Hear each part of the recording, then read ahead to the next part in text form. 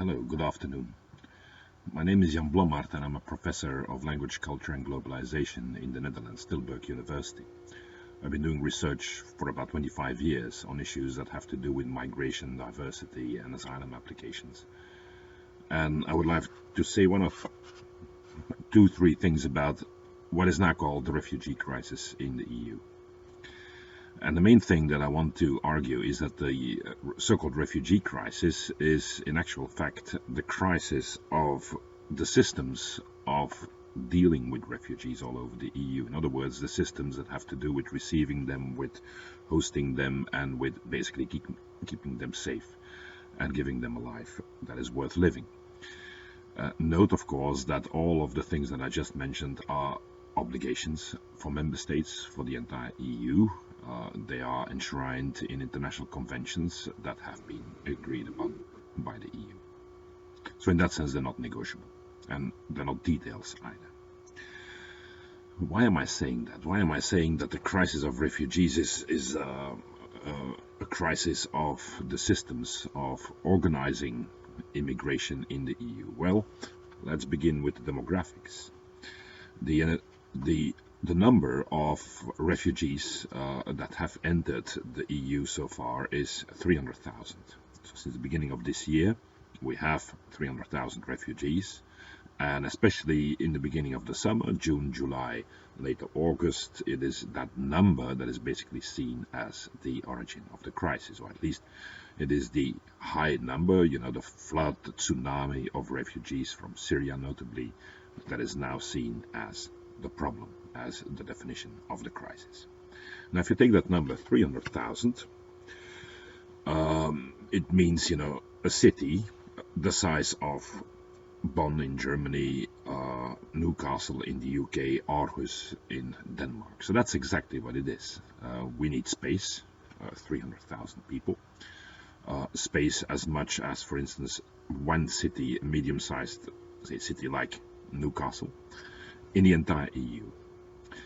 And the entire EU is a big place, of course, and the entire EU now has hundreds of millions of inhabitants. So we're not really talking about a flood wave, a tsunami, certainly, of course, not compared to the numbers that we see in the neighboring region. So the immediate neighbors, for instance, of Syria, basically welcome millions of refugees, and they still exist as a state. So it is not the numbers that basically explain the crisis, or that, let's say, would define the crisis. Also thinking, of course, of the fact that we have had asylum applicants and refugees for, say, the best part of the past 25 years after the Cold War. They have basically become the most important group of immigrants in the EU. And we've had quite a few of them. I mean, in actual fact, much more than what we have now. So in that sense, the crisis would have happened many years ago. And the interesting thing is that these hundreds of thousands of asylum seekers that have already entered the EU have basically vanished in the population. They are not really a problem. They now have shops, they got other jobs, they live in the neighborhoods in which we live, their children go to our schools and so on. So in that sense, once they're in, usually, they get easily absorbed and integrated. Integration is a word that we very often use for that. So I don't think that the problem is there. So what is the problem? I think the problem, rather than the numbers or the identity of the present population, so rather than those so-called objective factors, we have to look into the political development of the EU over the past, let's say, 15 to 20 years. And one of the interesting things we see there, of course, is that over the past at least 15 years, there is a general consensus within the EU that the EU only allows smart migration. It's a fancy word, smart migration, meaning the migration of handpicked and basically self-chosen groups or individuals who have been identified on the basis of economic arguments. What are the economic arguments? Of course, they need to be immediately absorbable within the labor market, and not just anywhere within the labor market. They need to be absorbed in those regions of the labor market that offer immediate and significant economic surplus. So this is the idea of migration that the EU has developed, about which there is consensus, and which they have effectively implemented, in the sense, that it is this kind of migration that has been stimulated by almost every government within the EU, by the EU itself, while every other form of migration for any other form of group has been basically dismantled by disinvestments, by refusing access, by also refusing to strengthen existing infrastructures and what have you. So the right-wing governments that have dominated the EU over the past 15 to 20 years have now created their own crisis. They have dismantled a system which evidently they need. All right. There's also a very strange sort of assumption, or at least, this idea that we can only allow smart migrants in a system of smart migration. You only have smart migrants. So this idea that we can only allow them in is strange, in the sense that it expresses a very strange belief, apparently, that the EU has or articulates. And the belief is that the EU might be able to control the flows of globalization and the big structures of globalization. So in other words, that the EU is stronger than the big push and pull forces that operate within the context of the world at the moment. And in that sense, this is the weirdest of assumptions, because it basically would mean that the EU is not really part of this world, that it is a sort of little enclave, that it might even, say, be seen as a little planet outside planet Earth that might refuse to be influenced by the rest of its environment. This is ludicrous. It's not just strange, it's also not good. It's not very practical as an approach. We have seen that, of course, over the past number of months, in the sense that these right-wing governments, who have effectively disinvested and strongly disinvested in the entire system, not just of asylum welcoming and the treatment of new immigrants and so on, but the entire system of the social welfare state.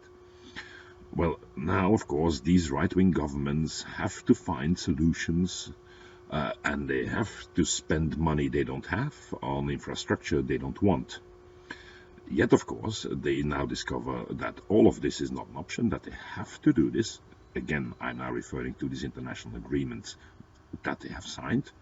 So they now basically realize the bankruptcy, the political bankruptcy of their approach, as well as of the intellectual bankruptcy of their idea that they're not really part of the world. And a third form of bankruptcy, of course, is moral bankruptcy. The EU, as well as most of its member states, now again articulate a complete moral bankruptcy, in the sense that the refugee crisis, rather than being a problem for refugees, meaning for people who have escaped war, destruction, violence and death, and who have serious problems. I mean, you don't really usually become a refugee because you like it. Those are not expatriates, and those are not international tourists either. They're refugees. So refugee crisis is no longer a problem for refugees. It has become, in a way, a problem for us. We are the victims of these refugees. We are the victim of the crisis in Syria. We're the victims of the Turks. We're the victims of the Greeks. We're the victims of the Hungarians. We're the victims of everybody, except of ourselves and except of the policies that we have designed in the past. So here we are now, in a situation in which nothing really works. We need to take care of these people. We also want to take our responsibilities in that respect. We are absolutely ready to do that, and we have no difficulties as a population, for instance, to help anyone who needs our assistance. Then again, at the higher level, we seem that almost any instrument that we would require for that is either denied or questioned or has already been destroyed. It's not the first time this year. Earlier this year, we saw how the EU and its member states acted on Greece, and there as well we saw exactly the same sort of thing. We are ready. We ordinary people are ready to help and are ready to look into the details of the case. But again, we lacked all of the political, the infrastructure, the moral, the intellectual arguments, and the big backup that we need in order to do that.